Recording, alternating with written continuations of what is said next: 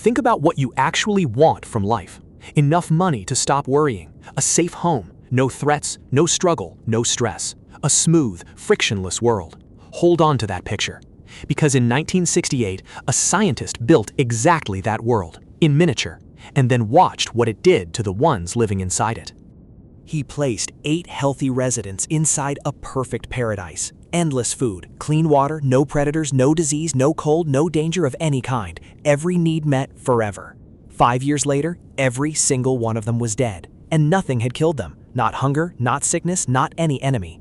The perfect world did it, all by itself. This is Universe 25, and the residents were mice. It may be the most unsettling experiment ever run on a society. The population built itself up, turned strange, and then quietly went extinct in a world with everything. But the man who built it did not think this was a story about rodents. He spent the rest of his life warning us it was about you. In 1968, an American scientist named John Calhoun set out to build heaven for mice. Calhoun worked at the National Institute of Mental Health. He had one obsessive question, chased for over 20 years. What happens to a society when every problem is solved? When nothing is ever hard again? Universe 25 was not his first try. It was his 25th. He had built smaller worlds in barns, in rooms, even in a quarter-acre field, each one a slightly different paradise. Every time, the same thing happened. So this time, he built the most perfect enclosure yet and started with just 4 healthy pairs. The space could hold nearly 4,000 mice.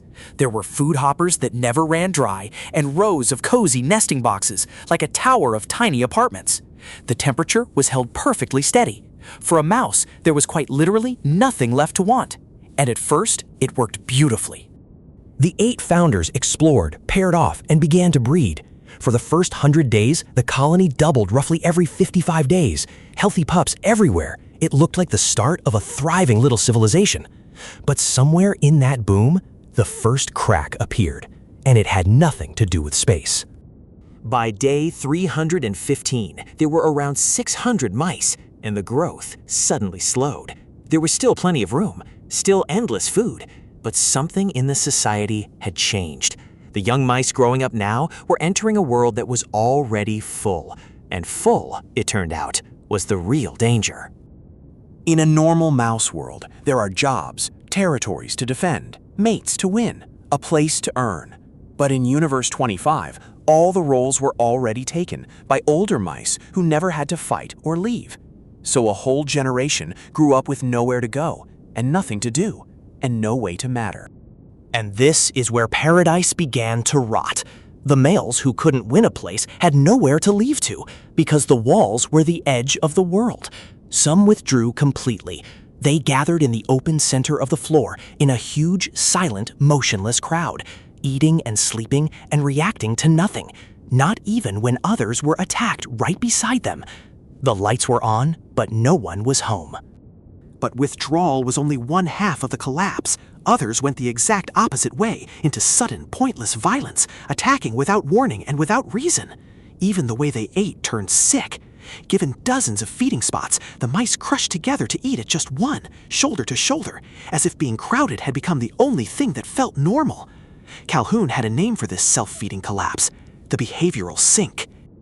But the most disturbing part wasn't the males at all, it was the mothers.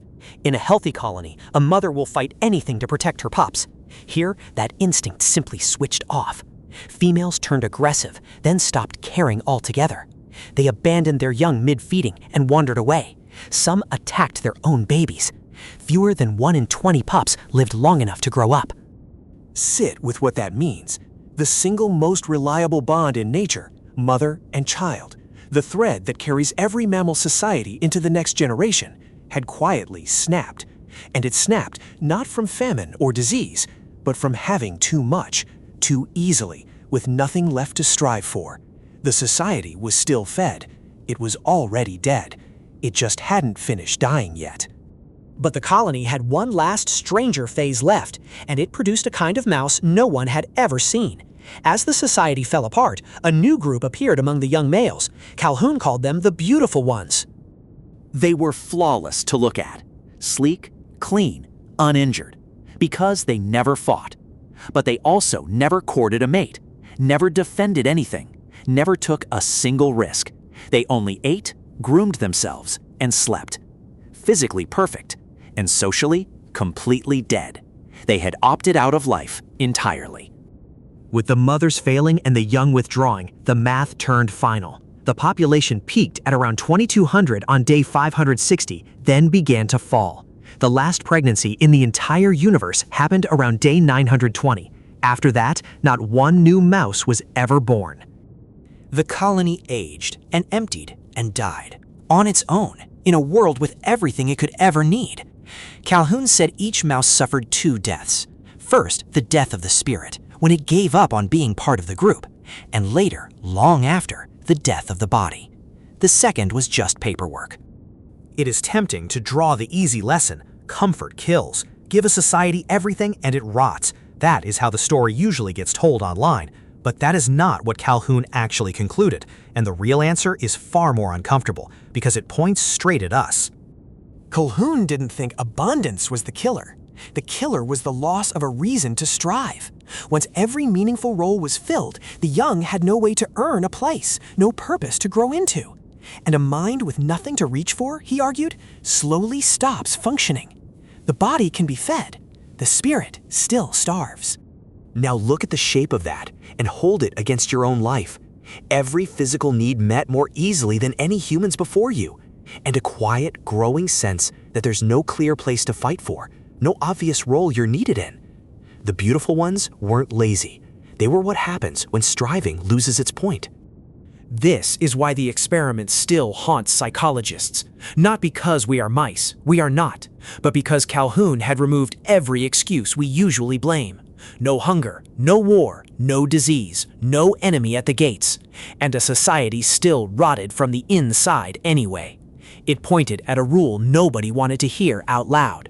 A mind with no challenge left does not simply relax. Sooner or later, it turns on itself. And that is the thought that keeps people up at night. Because for the first time in history, huge numbers of humans live a lot like those mice. Warm, fed, safe, entertained every waking second, never more than a tap away from anything we want. We solved the ancient problems so well that a strange new one crept in behind them, one Calhoun saw coming 50 years early. But here is the part the internet almost always leaves out. Calhoun was not a man of despair. He spent his final years hunting for the escape hatch, the thing that could break the pattern before it starts. And he believed he'd found it. His answer was creativity. Not art for its own sake, but the endless human ability to invent new problems worth solving and new roles worth filling.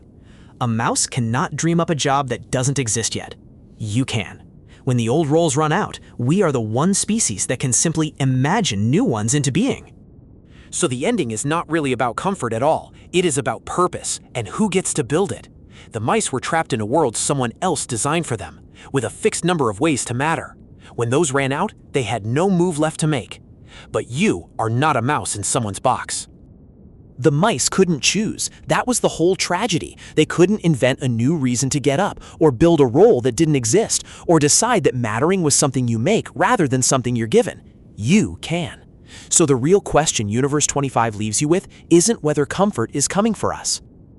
It's what you do once you have everything, and the world stops handing you a reason.